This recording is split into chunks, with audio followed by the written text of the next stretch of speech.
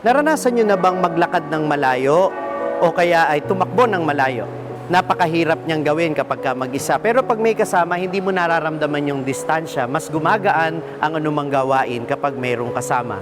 Kaya nga ipinangako ni Jesus sa kanyang mga alagad na sa kanyang pagbalik sa Ama, sa kanyang pag-akyat sa langit, iiwan niya ang Espiritu Santo para hindi tayo mangulila at maramdaman natin na palagi pa rin natin siyang kasama. Ang Espiritu na kasama natin, hindi lang tayo dinadamayan sa mga paghihirap sa buhay, binibigyan din tayo ng kapangyarihan para gawin ang ating misyon. Magpagaling sa mga may sakit, magpalaya sa masamang espiritu, at ipagtanggol, ipangaral ang ating pananampalataya. Parang napaka-imposible, di ba? Pero kapag tayo dumadalaw sa may sakit, nagdudulot naman tayo ng kagalingan.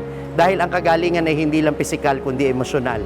Kapag tayo ay tumatanggi sa tukso at kasalanan, pinapalayas natin ng masamang espiritu dahil ang una niyang pagkatake ay ang sirain ang ating kaluluwa.